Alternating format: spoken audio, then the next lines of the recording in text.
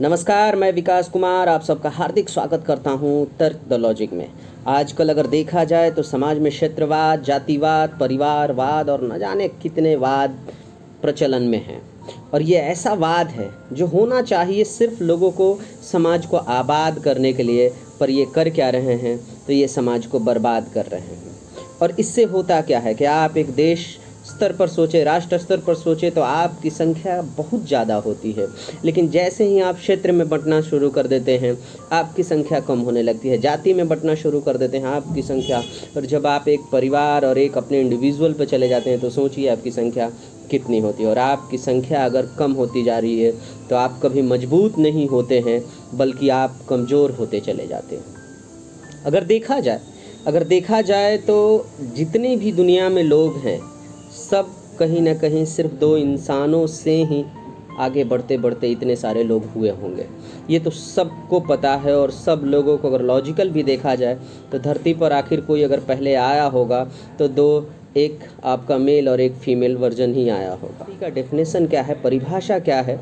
तो एक साधारण सी परिभाषा है कि अगर आने वाले समय में जब दो ही लोगों से सब कोई बना है, यानी उसी की सब हम संतानें हैं, यानी आने वाले समय में जो दो पुत्र होंगे, दोनों के अगर विचार अलग अलग हुए, दोनों अलग अलग रास्ते पर चले, तो एक का वंश एक अलग जाति बन गया और दूसरी का वंश जो होगा वो दूसरी जाति बन गया। यानी एक ही पिता के जो वंशज हैं वह अपने आप को बाद में जाति बुलाने लगे।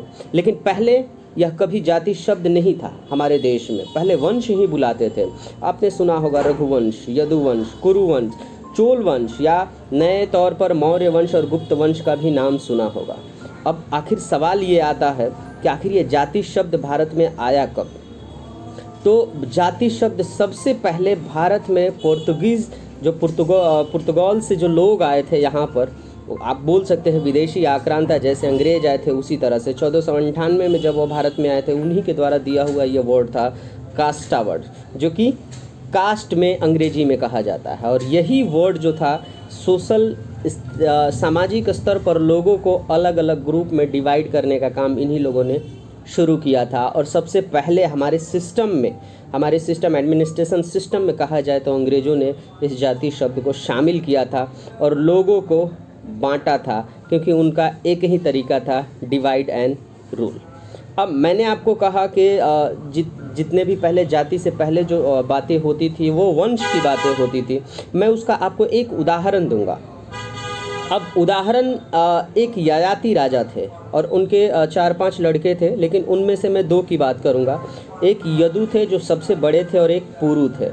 यदु के ही खानदान में, यानी उनके वंश में आने वाले समय में भगवान श्री कृष्ण का जन्म होता है, तो कृष्ण को भी कहा जाता है यदुवंशी। लेकिन आज के समय में यही जो यदुवंश था, जो कृष्ण थे, कृष्ण के वंशज जो आज के समय में जो लोग हैं वो अपने आप को यदु से यादव कहते हैं। बिल्कुल, यदु के वंश के जो लोग होंगे उनको यादव कहा जाता है। लेकिन आज ये एक वंश की बात नहीं करते हैं, बल्कि एक जाति की बात हो रही है। ठीक उसी तरह से पुरु, उनके एक और लड़के थे जो सबसे छोटे थे, तो पुरु के खानदान में ही कुरु आया, जिससे कि कुरु वंश यानी कौरव लोग हुए थे। उसके बाद उसी में पांडु यानी अर्जुन, जो अपने आप को क्षत्रिय कहते हैं। एक ही पिता की 2 संतानें 2 अलग अलग जाति में तब्दील हो गई, बदल गई। आप खुद सोच सकते हैं कि यह जातिवाद जो आज हम लोग उपयोग कर रहे हैं वो एक ही पिता की निकली हुई अलग अलग संतानों के वंश हैं, फिर भी हम आपस में लड़ते रहते हैं। यह जातिवाद विदेशी आक्रांताओं से शुरू होकर हमारे भारतीय राजनीति में भी समा चुका है। और भारतीय राजनीति में समाने की वजह से ही है कि आज एक देश में रहने वाले लाखों करोड़ों लोग एक दूसरे से अलग अलग सोच, विचार, नफरत पाल कर बैठे हैं, सिर्फ जाति शब्द की वजह से। अब इतना ही नहीं, यह शब्द अब धीरे धीरे संगीत में भी फैला। अगर मैं खास कर बात करूं तो बिहार में भोजपुरी संगीत में यह जातिवाद इतना घर कर गया है कि यह जातिवाद की जो लड़ाई है, नफरत का जो बीज है, लगभग घर घर, क्या मैं कहूं तो व्यक्ति व्यक्ति के खून में भी, रग रग में भी दौड़ने लगा है। और जो हमेशा एक दूसरे को अलग करने की ही बात करता है, कभी जोड़ने की बात नहीं करता है। अब मेरा आपसे सवाल है, मेरा आपसे मात्र 2 ही सवाल, अगर आप इस सवाल का जवाब देते हैं तो मैं कहूँगा कि चलिए आप जाति मान रहे हैं तो आपके लिए बहुत अच्छी बात है। क्या किसी जाति का सबसे अमीर व्यक्ति उसी जाति के सबसे गरीब व्यक्ति की मदद करता है? क्या वो अपने धन दौलत का सारा बंटवारा उन गरीबों में कर देता है, जबकि वो एक ही पिता के वंशज हैं और वो अगर मान रहे हैं कि हम जात हैं तो? नहीं करता है। लेकिन जाति के नाम पे आपसे वोट लिया जाता है, जाति के नाम पर आपसे समर्थन लिया जाता है, जाति के नाम पर आपसे दंगा भड़काने और उन्माद फैलाने की बात की जाती है और लोग उसमें फंस जाते हैं और उनके बहकावे में आकर वो सारी गलतियां कर देते हैं। तो मेरा पहला सवाल यही था कि जब किसी जाति का एक सबसे अमीर व्यक्ति उस जाति के गरीबों की मदद नहीं कर सकता, उस जाति का भला नहीं कर सकता, तो फिर आप किस जाति के लिए लड़ रहे हैं और क्यों लड़ रहे हैं?